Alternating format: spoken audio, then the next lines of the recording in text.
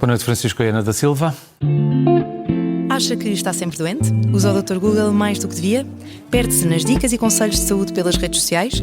Então o podcast Consulta Aberta é para si. Sou a Margarida Santos, sou médica de família e todas as segundas convido especialistas de diferentes áreas para responder de forma simples e descomplicada a todas as suas dúvidas sobre saúde.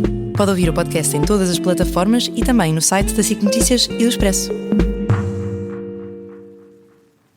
E vamos começar precisamente por aqui. Tempos de espera. Isto é regular acontecer em Portugal e agora, no verão, mais uma vez, por causa dos constrangimentos do SNS, nomeadamente em matéria de recursos humanos e de gestão de recursos humanos. Boa noite, Rodrigo. Boa noite a todos os que nos acompanham à distância. De facto, anualmente, neste momento, nós temos dois grandes desafios que se colocam sempre ao Serviço Nacional de Saúde. Antigamente, nós tínhamos o desafio que era do inverno e da época da gripe. Este desafio estava associado ao aumento do volume da procura dos serviços de urgência.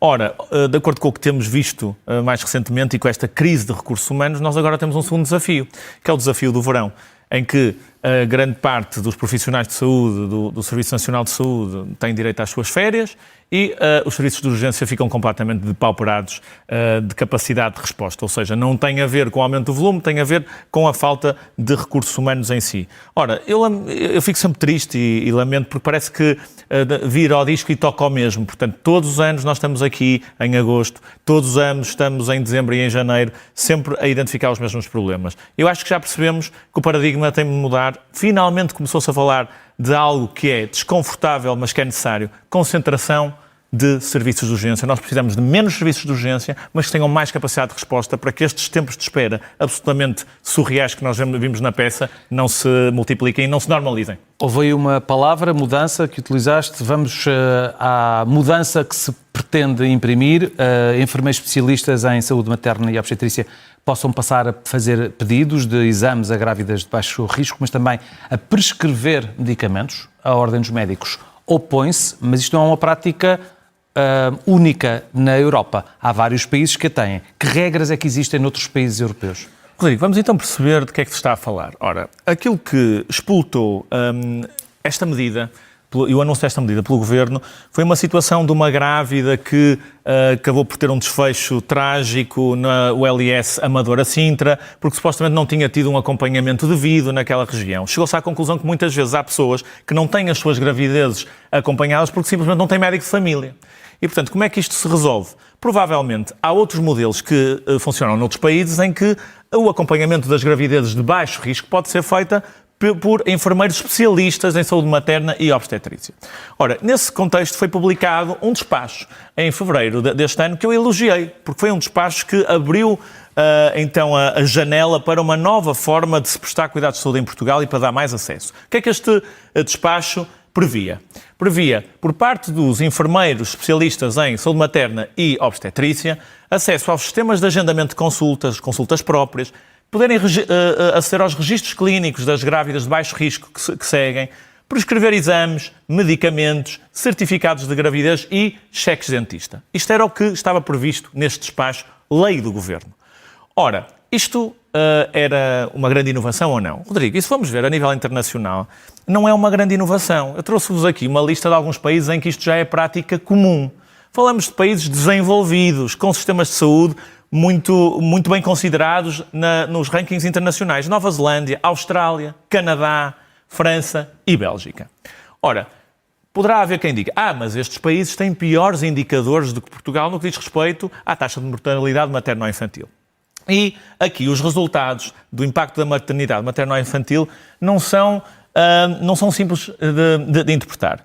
Por um lado, estes países têm, na sua grande maioria, menos mortalidade materna, ok? Por cada 100 mil nados vivos, partos vivos, por assim dizer, há menos mortalidade materna. Portanto, isto até parece que estes países têm uma performance melhor no que diz respeito a salvaguardar a segurança das mulheres que têm as suas crianças. Ora, no que diz respeito à mortalidade infantil, que são as mortes até 1 ano de vida por cada 1000 nascimentos, aqui o que nós vemos é que há uma variação que pode chegar ali até às 2 unidades, mas aqui também não é uma comparação fácil porque Portugal é uma referência internacional. Ou seja, há motivos para nós termos de ser muito cautelosos. Estamos a lidar com grávidas e estamos a lidar com crianças. Ora, vamos então ver em que é que a Ordem dos Médicos e a Ordem dos Enfermeiros estão de acordo e aquilo em que estão em desacordo. Então, a Ordem dos Enfermeiros quer poder acompanhar grávidas de baixo risco. A Ordem dos Médicos está de acordo. Ok, temos alguma coisa em trabalhar em conjunto. Requisição de análises, que são basicamente, nas gravidezes de baixo risco, pede sempre a mesma coisa. Portanto, porque é que tem de ser um médico a pedi-las? Estão de acordo. Os enfermeiros podem requisitar análises. Requisição de exames, por exemplo, as ecografias trimestrais. Se toda a gente sabe que tem de fazer sempre aquelas ecografias, porque é que temos de perder e gastar tempo de um médico quando isto pode ser assegurado por um enfermeiro? Estão de acordo. Onde é que não estão de acordo? Prescrição de medicamentos. E aqui o problema talvez esteja não só no ato, mas também na palavra prescrição, porque os médicos, e eu aqui tenho de fazer uma declaração de conflito de interesse porque eu sou médico, a prescrição e o diagnóstico são exclusivos da prática e do ato médico. E, portanto, os médicos não estão confortáveis em deixar que esta prescrição fique nas mãos de um profissional menos qualificado, que são os enfermeiros. Suplementação. A mim parece-me que tem um risco reduzidíssimo de suplementação de grávidas, mas também enquadra-se nesta prescrição. Vacinação e a imunoprofilaxia. Ora, o que é que eu tenho aqui a dizer em relação a isto, Rodrigo? Vamos aqui ser realistas. O que é que acontece na vida real? E na vida real, as enfermeiras especialistas, os enfermeiros especialistas em saúde materna e obstetrícia já fazem grande parte destas atividades. Agora, não me parece que desde que haja um sistema que permita limitar o que é prescrição e que permita dar acesso à prescrição a medicamentos considerados seguros em grávidas de baixo risco, isto coloca as grávidas em menos segurança. O que é que eu apelava aqui às partes, à Ordem dos Médicos, que já fez um grande caminho em abrir esta flexibilidade, mas também à Ordem dos Enfermeiros. Tem de ceder ambos. Então aqui soluções de compromisso para ambos. Primeiro, talvez flexibilizarmos. Não vamos chamar prescrição, vamos chamar requisição. Ok? Vamos chamar recomendação. Se o problema é o nome, altere-se o nome. O importante é resolver o problema das pessoas. Depois, pode haver uma validação médica simplificada nesta fase de transição. Ou seja, a uma unidade de saúde em que o médico de medicina geral e familiar quer dar validação por default, pode dá-la. Agora, não tenha de estar a ter sempre chamado a interromper as suas consultas para ir validar uma prescrição de uma enfermeira que sabe ou de um enfermeiro que sabe perfeitamente o que é que está a fazer. Prescrição limitada de fármacos. Se nós sabemos que há uma lista de 5 fármacos, Rodrigo, que são os que se prescrevem sempre e que são seguros para as gravidezes de baixo risco, não me parece que isto tenha de se ficar só limitado aos médicos. Então, que se limite, que se balize. Então, os enfermeiros podem recomendar esta prescrição que é automaticamente validada pelo médico. Finalmente, validação digital automatizada, porque nós não temos de ter médicos a fazer trabalhos mecânicos sem qualquer tipo de valor acrescentado, desde que sejam os protocolos convencionados e controlados. E depois avalia-se. Rodrigo, imagine que isto corre muito mal. Para-se. Imagine que corre muito bem. Até se avança mais. Não queremos querer tudo de uma vez só. Sr. Bastonário da Ordem dos Enfermeiros, Sr. Bastonário da Ordem dos Médicos, cedam os dois um bocadinho, porque isto é importante para dar mais acesso a grávidas que neste momento não têm acesso a coisa nenhuma. E mudemos de tema, porque o nosso tempo está a voar. E falemos sobre vacinação infantil. Muito tem a administração Trump falado sobre vacinação infantil e associado essa vacinação infantil ao autismo.